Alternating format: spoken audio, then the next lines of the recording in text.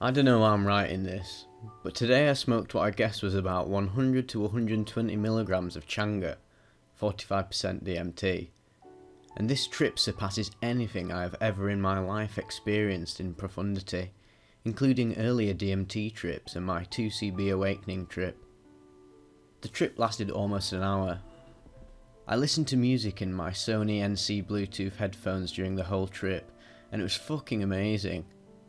In many ways, the trip was similar to the 2CB trip in regards to the basic insight. Hello, wake up, you're God, and everything is absolutely perfect. This was just a much deeper dive into what that means. I now feel like I could jump out from a 20-story building and absolutely nothing would happen, except love. Of course, not doing that silly thing is also love. Everything that happens, everything that has happened is absolutely perfect. Just God, just love. The reason I feel that is that it has become, through this DMT trip, so obvious to me that everything is just pure infinite consciousness / intelligence. In other words, love. God. So in a relative sense, of course the character Wito would die, but it wouldn't really make any difference. I wouldn't die. Nothing would really die, except a figment of God's imagination, i.e. my imagination. I have realised on a deep fundamental level that there is absolutely no reason to fear anything. Yet, if you fear something, that too is just God, love, playing the game of feeling separated, and thus fearing things. Suffering equals healing. Whoa. Through the 1 hour trip I went through practically every human emotion possible, from manic laughter, infinite joy, to the deepest bottoms of hell. Yet even when I was experiencing the pain of hell, I saw that too was love. There has to be apparent evil / wrongdoing for God to imagine, how to be good. You see, if there was no bad people in the world, no people doing any bad things, then what would stop you from raping, doing harm? Because in that scenario, it hasn't been done, and therefore you might as well just do it, because you're infinitely free and infinitely powerful to imagine whatever you want. It's because that God is truly infinite that everything exists, including hell, pain, suffering, wrongdoing, rape, etc. If those things were not possible, then God wouldn't be God, which of course is not possible, because God is God, and is what everything is. God, we / I / you, are playing a delicate game of letting our imagination run amok, freely, and all kinds of bad things happen. World War II, World War I, murder, rape, starvation, the list goes on. But that is truly and fully deliberate of God. By imagining all the bad things he / she / I is capable of doing, and seeing how much pain and suffering it inflicts onto himself, God learns to constrain herself to only be acting out of love. I'm speaking relatively here, because absolutely everything is just pure love. What I mean when I say everything / I / you equals God is just that everything is perfectly planned, perfectly deliberate. Ultimately, nothing wrong can happen, only love. God doesn't make actual mistakes, only apparent mistakes, because she's infinite. You are infinitely powerful. You are just absolute pure love. You can make absolutely anything happen. Yet you, on a deep level, you don't want to just be able to walk on water or fly like an angel, because if that happened, the beautiful dream would collapse onto itself. Boundaries and rules are necessary to play the game of life, which we are all playing and imagining. On the other hand, I also understood that in other dimensions of reality, you are actually doing all that. You are swimming around in oceans of love, flying on clouds, being all the birds, whales, having infinite amounts of sex with perfect imagined dreamed up girls and guys. I had all that and experienced all that doing my Changa trip. I experienced anything I wanted to imagine. Just magic. Just God. DMT is truly something. Yet the reason why you are here in this dimension of existence is because you got tired of all that and wanted to imagine a more complex game where you forgot you were all powerful and instead you imagined yourself to be poor little me stuck in a cruel outside world. Like an ultimate test and game for God herself to test how capable of love he is. Of course, God knows she is capable of anything, yet God loves playing games. Oh my fucking god, it's so beautiful I could cry.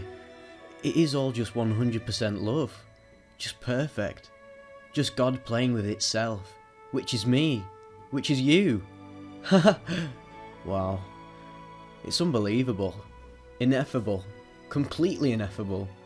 It's so fucking good, you can't believe it.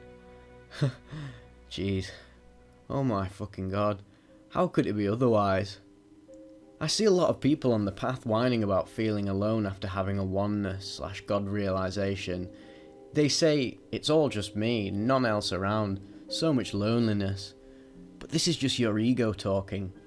Really, if you truly understood what God/oneness is, equals what you truly are, you wouldn't feel lonely at all. On the contrary, you would go out and hug random people on the street and tell them how much you love them. That's what you would do, because those random people are seen to be you, and you can't help but love yourself. Playing the "it's so lonely" card is a trick of the ego to keep you from God, DMT, love consciousness. It's basically a defense mechanism to keep you asleep.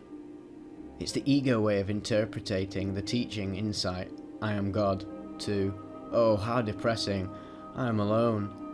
While in actuality the teaching, I am God, if truly understood, would lead you to scream and cry manically out of pure joy and go hug everyone and say sorry to everyone you have offended, hugging everyone, telling them they are perfect and worthy of infinite love.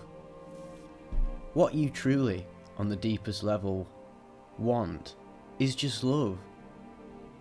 It's so simple and yet ineffable and so immensely complex and beautiful. Every twisted situation, every twisted question about X and Y just ultimately boils down to love. How could it be otherwise? Now, of course, this teaching can be very powerful in the hands of an untranscended ego. So-called Zen devils. Oh, I'm God, so then I can't suffer anymore. Me 8 months ago, now more humble and seeing suffering equals healing. Or, oh, I'm God, so I can just rape or kill somebody for my own pleasure. It's still just love. Huh. Well, yes, you could do that, and it would be absolute pure love regardless. But it just so happens to be the case that if you actually understood, got the message, that reality is love equals God equals you, and that everything is perfect, and that nothing bad can happen, then you wouldn't want to inflict unnecessary pain onto others. It just goes deep against the inner manifestation of God in human flesh to do that.